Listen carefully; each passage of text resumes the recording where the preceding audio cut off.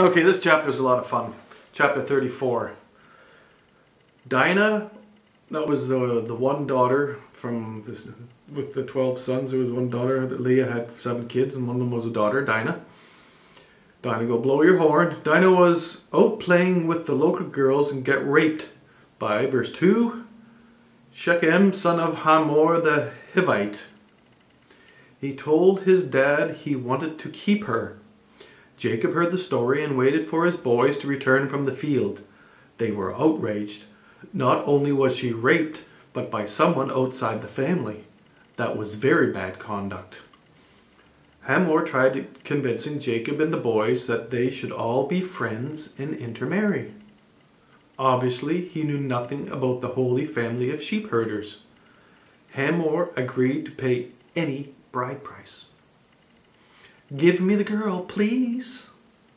What? So your son can stick his uncircumcised penis in her holy vagina? What? If everyone cuts off their foreskin from their penis, then it's a deal. They decided to go for it. Seemed like a fair deal.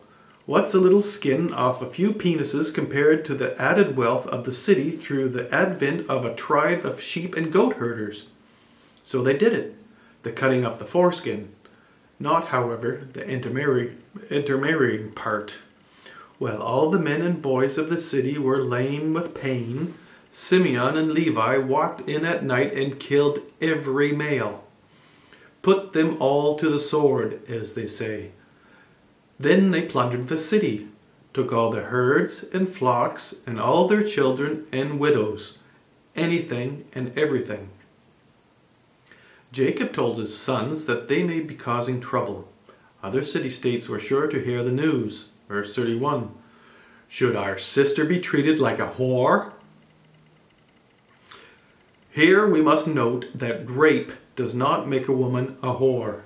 A whore, by definition, is one who receives payment for the use of his or her body for the pleasures of sex.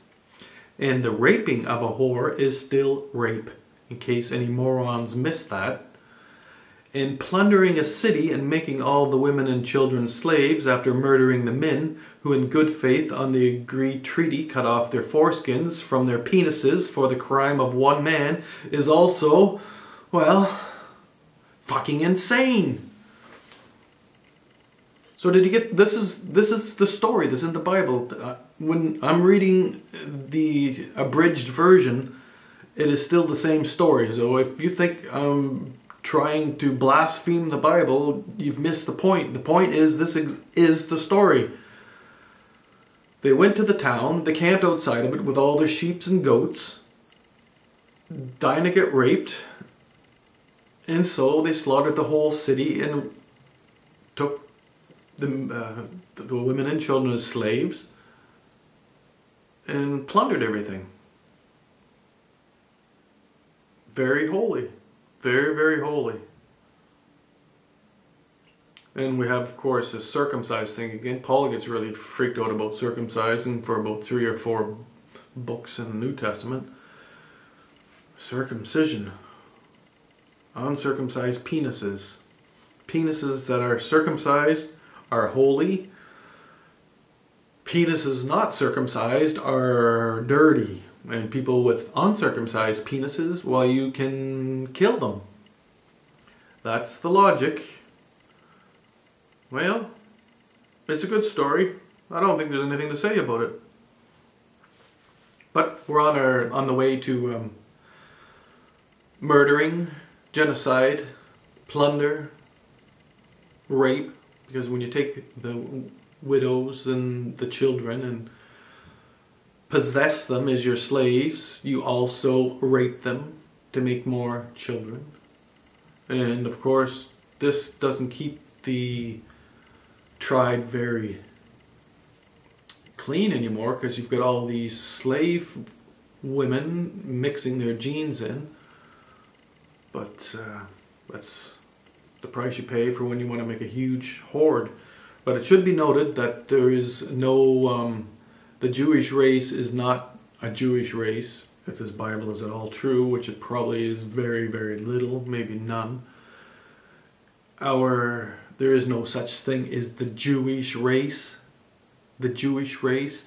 There are a bunch of humans that call themselves Jewish or Israelites since 60 years, but there is no such thing as a Jewish race. There is no such thing as a Christian race. There are human beings who call themselves Christians, but a race, what's a race? A race is like a family, but they've all been mixed up. I mean, you don't have to go back too far, and everybody's related to everybody. We're all one species, very, very closely related. And this whole racism thing is not only stupid, it's also not even based on anything.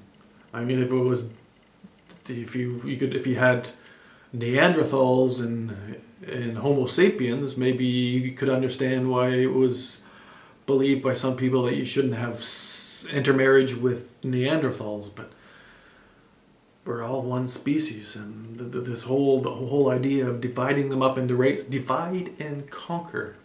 And this is a fairly important point, actually. We have taken this concept of difference and gone with it so to a point where we actually believe that there's something in it, that there's actually are Jews and there actually are Christians and actually are Muslims, and that is enough to go on to say we hate those people, so we're going to kill them. And it's just different fantasies. It would be just as absurd to have a bunch of people who were big fans of the Tolkien books over the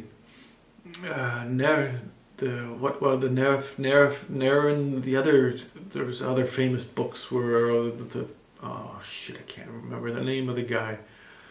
The guy that turned Christian on us. What was his name? The guy that wrote Mere Christianity with all those fairy tales. But anyway, so you get two groups of people interested in one fairy tale and another group of people interested in another fairy tale, and then they say that we are the Tolkiens, we are the... what was the guy's name? Freudians, and that's enough to say we're different, so we're going to kill the other people. I mean, we have to get over it. We have to get over this killing each other, and I have to stop this one now. Let's get another.